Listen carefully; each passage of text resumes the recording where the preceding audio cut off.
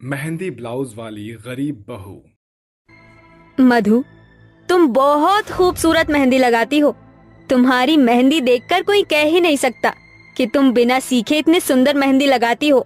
अपनी शादी की मेहंदी भी मैं तुमसे ही लगवाऊंगी। शादी की बात पर मधु की आंखें डबडबा जाती है। मधु के हाथों ने अब तक न जाने कितने ही हाथों पर मेहंदी लगाई थी, मगर गरीबी और सांवले रंग के कारण हर बार घर आए रिश्ते मधु को ठुकरा कर चले जाते थे। मगर कहते हैं ना कि ऊपर वाला हर इंसान में एक कमी के साथ एक खूबी भी देता है। मधु बहुत ही सुंदर मेहंदी लगाती थी, जिससे गांव की औरतें हर तीज त्योहार पर उससे ही मेहंदी लगाने आती थी। कुछ ही दिनों में मधु की शादी अखिलेश के साथ हो जाती है। आओ नई बहू, हमारे इस छोटे से घर में तुम्हारा स्वागत है। आज से इसे अपना ही घर समझो। मधु गृह प्रवेश करके अंदर आती है, तभी उसकी ननद गुंजन मधु के हाथों में रची मेहंदी देखकर कहती है, अरे वाह भाभी, आपके हाथों की मेहंदी के डिजाइन कितने सुंदर है और मेहंदी भी कितनी गाढ़ी रची है। आपने अपनी मेहंदी कौन से पार्लर से लगवाई? ननन जी, ये मेहंदी मैंने खुद से लगाई है। मुझे मेहंदी लगाने का बहुत ज्यादा शौक है। ये तो बड़ी अच्छी बात है मधु बहू, और बहू बेटियों के हाथों में ये सब हुनर तो होना ही चाहिए। जा बहू, तू जाकर आराम कर ले, थक गई होगी। फिर मधु अपने पति अखिलेश के साथ कमरे में आ जाती है। कमरे की हालत बहुत ही कच्ची और टूटी फूटी हुई थी और जमीन पर बस एक फटी हुई चटाई बिछी थी। मधु, तुम्हारे आने से पहले मैं इस कमरे में अकेला सोता था। मधु, तुम्हें तो पता ही है कि मैं रिक्शा चलाता हूँ और उसी से घर की रोजी रोटी चलाता हूँ। अजय, आप चिंता मत कीजिए, मैं समझ सकती हूँ। जब घर में कमाने वाला एक हो तो गृहस्थी चलाना कितना कठिन होता है। मगर भगवान का शुक्र है, हमारे सर पर छत तो है। भले ही मधु का रंग सांवला था, मगर उसके स्वभाव ने अखिलेश का दिल जीत लिया था। बहुत ही जल्द मधु अपने गरीब ससुराल में ढल गई। फिर एक दिन जब मधु बाजार से सब्जियां लेकर लौट रही थी, तभी वो मेहंदी के ढेरों पौधे देखकर रुक गई। अरे वाह, कितने सारे मेहंदी के पौधे हैं। इन्हें तोड़कर घर ले जाती हूँ। मधु मेहंदी के पत्ते तोड़कर मेहंदी के पौधे की एक मोटी सी कलम तोड़कर घर लाकर घर के आंगन की मिट्टी में बो देती है। गुजरते वक्त के साथ अब मानसून का महीना शुरू हो जाता है और उस दिन की बरसात कहर बनकर उस गरीब बहू के घर पर आ गिरती है। जब गरीब बहू के कमरे की छत कच्ची और कमजोर होने के कारण ढह जाती है, जिसके बाद मधु, उसका पति अखिलेश और उसकी सास और ननद भी एक ही कमरे में गुजारा करने पर मजबूर हो जाते हैं। सुनो जी, राशन खत्म हो गया है, थोड़े पैसे दे दो। मधु, अभी मेरे पास एक भी रुपया नहीं है। अभी मैं काम पर जा रहा हूँ, शाम तक राशन लेकर आता हूँ। ये बोलकर अखिलेश रिक्शा लेकर निकल जाता है।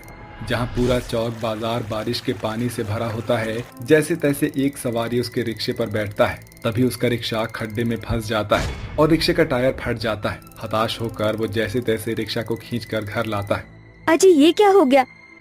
मधु, बड़ी मुश्किल से एक सवारी बैठी थी और ये हो गया। समझ में नहीं आ रहा क्या करूं। मेरे पास एक रुपया नहीं है कि रिक्शा ठीक करवाऊं। अजय, आप चिंता मत करो, भगवान किसी न किसी को हमारी मदद के लिए जरूर भेजेगा। इतने में गांव की सबसे अमीर माया वहां आती है।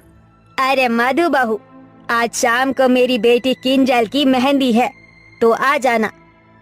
जी ठीक है काकी। शाम को मधु अपनी सास ननद के साथ मेहंदी में आती है। कुछ देर बाद, मम्मी, इतनी देर हो गई, ये मेहंदी वाली कहाँ रह गई? अभी तक आई क्यों नहीं? अरे किंजल, उसने इन मौके पर आने से मना कर दिया। माया आंटी, आप चिंता मत कीजिए, मुझे मेहंदी लगानी आती है। किंजल को मैं मेहंदी लगा दूंगी।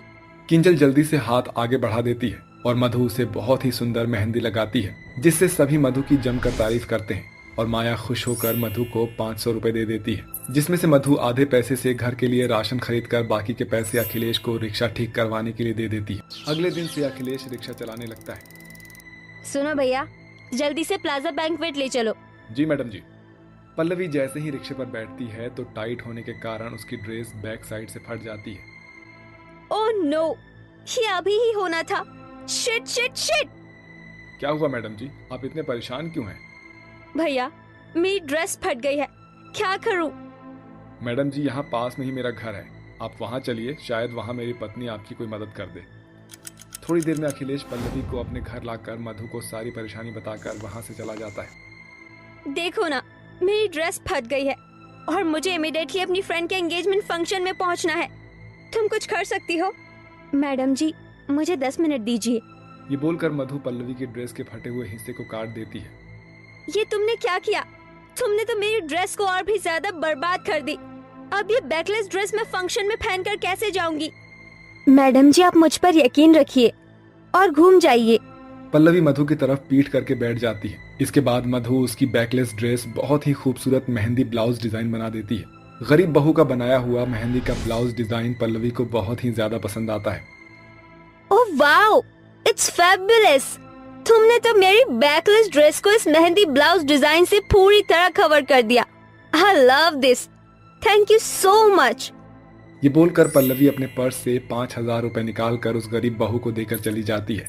वहीं पल्लवी जब मीता की मेहंदी फंक्शन में पहुंचती है तो सभी लड़कियां उसकी मेहंदी ब्लाउज डिजाइन को देखती रह जाती है। Oh wow Pallavi, you are looking so gorgeous. इस मेहंदी ब्लाउज डिजाइन वाली ड्रेस में तू कहर ढा रही है। मुझे भी अपनी वेडिंग के लिए ऐसी ही मेहंदी वाली ब्लाउज बनवाना है। तू मुझे इस पार्लर वाली का कांटेक्ट नंबर शेयर कर दे। मीता, मेरा ये मेहंदी ब्लाउज डिजाइन किसी प्रीशियस पार्लर वाली ने नहीं बनाया, बल्कि एक गरीब के हाथों की मेहनत है। शादी से एक दिन पहले पल्लवी मीता को लेकर मधु के ससुराल आती है, जहां मधु के घर के गरीब हालत देखकर उन्हें काफी बुरा लगता है। मधु भाभी, आपसे मिलने कोई आया है। अरे मैडम जी, आप यहाँ? कैसा गया फंक्शन? फंक्शन बहुत ही फैबुलस था और तुमने जो मेहंदी ब्लाउज डिजाइन बनाया था सभी को पसंद आया।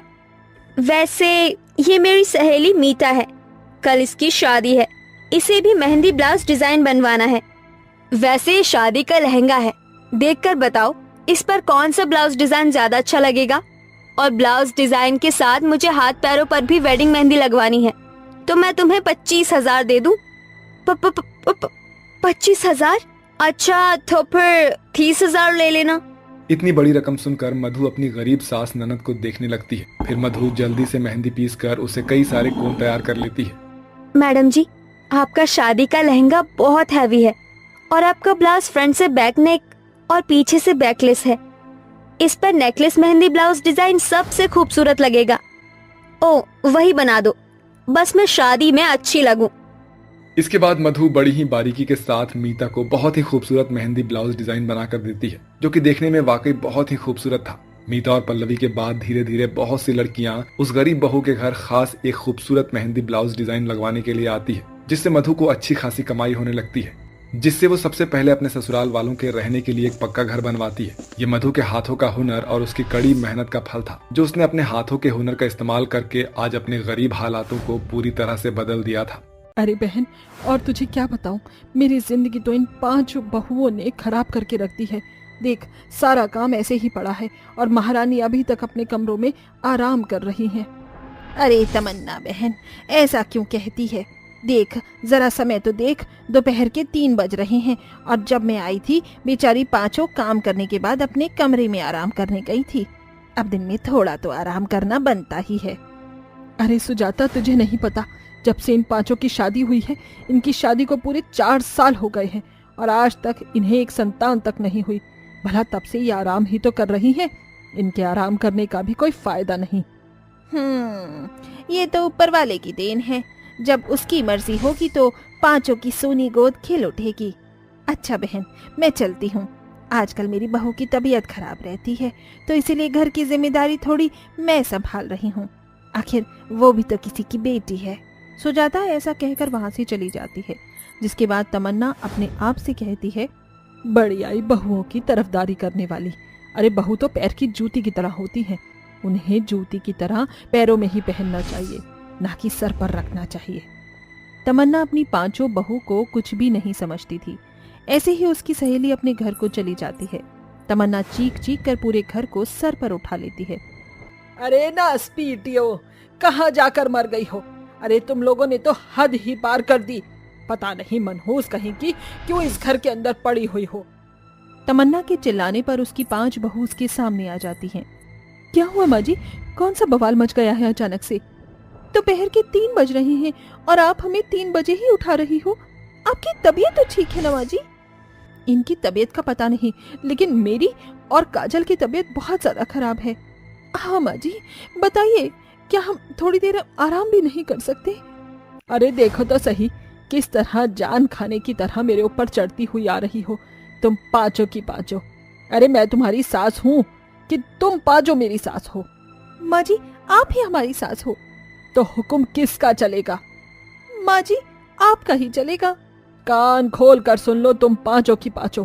अगर तुम पांचों की पांचों काम में जरा भी ढील करोगी तो मैं तुम्हें तुम्हारे घर भेज दूंगी। फिर पड़ी रहना अपने मायके में। जाओ यहाँ से और काम करो घर के सारे। अपनी सास का हुक्म सुनकर उन पांचों को घर के काम करने पड़ते हैं, जबकि शाम भी नहीं हुई होती। ऐसे ही तमन्ना अपनी 5 बहुओं के ऊपर बहुत अत्याचार करती, ऊपर से उन्हें बांझ कहकर उन्हें बहुत ज्यादा जलील करती। इसी के चलते एक दिन उन्हें पूजा पाठ और मंदिर का ताना देती है। तुम पांचों मनहूस जब देखो घर के अंदर ही पड़ी रहती हो। एक काम करो, आज से सुबह और शाम तुम पांचों मंदिर जाओगी और भगवान की सेवा करोगी। शायद इसी के चलते तुम पांचों को भगवान हमारा वंश बढ़ाने के लिए औलाद दे दे। तमन्ना की ऐसी बातें सुनकर उन पांचों को दुख तो बहुत होता है, लेकिन उनके पास कोई चारा नहीं होता, जिसके चलते वो सुबह और शाम दोनों समय मंदिर जाकर भगवान से अपनी गोद भरने के लिए मन्नत मांगती हैं। एक दिन वो पांचों बहुत ज्यादा परेशान हो चुकी थीं और रोते हुए मंदिर में भगवान से कहती हैं, भगवान, किस जन्म का बदला ले रहा है तू हमसे? आखिर हमने ऐसा कौन सा पाप कर दिया जो तुम हमें संतान का सुख प्राप्त ही नहीं होने दे रहे हो? अब अगर हमें और ताने सुनने पड़े तो हम आपके मंदिर में कभी नहीं आएंगे। चलो बहनों, चलते हैं यहाँ से। सुप्रिया की बातें सुनकर सौम्या और काजल भी बिना भगवान की पूजा किए ही उस समय मंदिर से निकल जाती हैं। तभी वो पांचों सड़क पार करने वाली होती हैं कि अचानक से एक बहुत बड़ा ट्रक उनके सामने आ जाता है। उससे पहले ही एक लड़की उन पांचों को जोर से धक्का दे देती है, जिसके चलते वो पांचों तो बच जाती हैं, लेकिन उस लड़की के चोट लग जाती है। अरे ये क्या? ये लड़की कौन है? इसने हमारी जान क्यों बचाई? ये तो बाद में जानेंगे, लेकिन उसे देखो जरा, उसे बहुत ज्यादा चोट लगी है। चलो उसे हॉस्पिटल लेकर चलते हैं। उस लड़की का नाम कनिष्का था और वो एक अनाथ लड़की थी। लोगों से भीख मांगकर अपने पेट का गुजारा किया करती थी और दूसरों की मदद भी करती थी। इसी के चलते कनिष्का पांचों को बचा लेती है और खुद घायल हो जाती है, लेकिन वो 5 बहू मिलकर हॉस्पिटल में उसका इलाज करवाती हैं और उससे उसकी दुख भरी कहानी सुनती हैं। मेरा इस दुनिया में कोई नहीं है। मेरे पैदा होते ही मेरे माता पिता भगवान को प्यारे हो गए थे। तब से मैं दर दर की ठोकर खा रही हूँ। भगवान ऐसा कैसे करता है? जिनको औलाद चाहिए उनको औलाद नहीं देता, और जिनके पास औलाद होती है उन्हें अपनी औलाद से अलग कर देता है।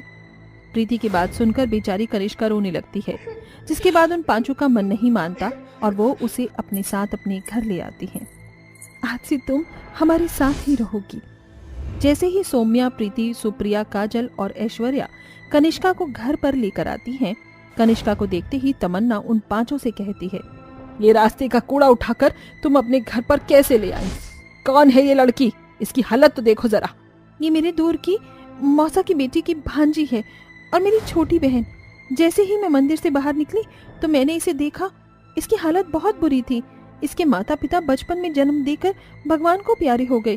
और फिर आप ही तो कहती हो ना कि लोगों की मदद करने से हम पुण्य कमाते हैं। अगर हम इसकी मदद करेंगे तो हम पुण्य कमाएंगे और हमें भी भगवान संतान का सुख दे देगा। वो पांचों अपनी बातें घुमाकर कनिष्का को घर में ही रख लेती हैं। कनिष्का बहुत अच्छी और समझदार थी। जब से वो उस घर में आती है वो उन पांचों बहुओं का बहुत ख्याल रखती है। अरे आप पांचों उठ गई? टेबल पर बैठ जाइए, मैंने आप पांचों के लिए नाश्ता बनाया है। जल्दी उठकर तुमने नाश्ता भी बना लिया? वो पांचों बहुत हैरान रह जाती हैं, क्योंकि नाश्ते के साथ साथ कनिष्का घर की साफ सफाई भी बहुत अच्छे से कर चुकी थी। मैं भी तो आपकी बेटी की तरह ही हूँ, इसीलिए मेरा फर्ज बनता है कि मैं आपका ख्याल रखूंगी। वैसे भी तो आप सारा दिन काम करती हो, अगर मैं थोड़ा काम भी कर लूंगी तो क्या चला जाएगा। कनिष्का ऐसा कहकर उन्हें नाश्ता परोसती है, जिसके बाद वो स्वादिष्ट नाश्ता करके बहुत खुश होती हैं। एक तरफ वो घर की जिम्मेदारियों को संभाल लेती है तो दूसरी तरफ जब भी किसी की तबीयत खराब होती तो कनिष्का उसका अच्छे से ख्याल रखती, जैसे कोई बेटी अपनी माँ का ख्याल रखती है। लेकिन इसी बीच कनिष्का और उन 5 बहुओं के लगाव को देखकर तमन्ना को बहुत गुस्सा आता है और वो ये बर्दाश्त नहीं कर पाती। मेरे होते हुए मैं इन्हें एक साथ तो देख नहीं सकती। मुझे इस लड़की को इस घर से निकालना ही होगा। बहुत सुख भरे दिन जा रहे हैं इन पांचों के। तमन्ना एक साजिश रचती है और अपनी सारे गहने कनिष्का के कमरे में रख देती है और उसके ऊपर चोरी का इल्जाम लगा देती है। इसने मेरे कमरे में आकर मेरे गहने चोरी किए हैं। देखो इसकी अलमारी में सारे गहने रखे हैं। नहीं, आप आ जाओ, मेरा विश्वास कीजिए, मैं ऐसा कभी नहीं कर सकती। मैं गरीब हूँ लेकिन चोर नहीं। अपनी सास की बात मानकर उन पांचों बहू के पति भी नाराज होते हैं, लेकिन तभी सौम्या सभी के सामने हकीकत लेकर आती है। माँ जी, ऐसा कुछ करेंगी ये मैंने कभी सोचा भी नहीं था। मैं जानती थी कभी ना कभी ऐसा जरूर होगा, क्योंकि माँ जी से हमारी खुशियां बर्दाश्त नहीं होती, इसीलिए मैंने ये वीडियो बनाई थी। ये देखिए, माँ जी ने खुद कनिष्का के कमरे में ये सारे गहने रखे थे। आखिर माँ जी, आपने ऐसा क्यों किया? सच्चाई सामने आने के बाद तमन्ना को अपनी गलती का एहसास होता है। हाँ, ये मैंने ही किया था, क्योंकि मेरी कोई बेटी नहीं रही। जो सुख मुझे नहीं मिला वो सुख मैं तुम पांचों को कैसे मिलने देती। मुझे अंदर ही अंदर जलन हो रही थी, लेकिन अब मुझे अपनी गलती का पछतावा है। तुम पांचों मुझे माफ कर दो, और कनिष्का बेटी तुम भी मुझे माफ कर दो। तमन्ना से माफी मांगते हुए उसकी पांचों बहू उसे माफ कर देती हैं। वहीं कनिष्का भी उसे माफ कर देती है, लेकिन अब वो पांचों मिलकर कनिष्का को गोद ले लेती हैं, जिसके बाद कनिष्का उन्हें माँ कहकर पुकारने लगती है, और इसी प्रकार वो सभी एक साथ खुशी खुशी रहने लगते हैं।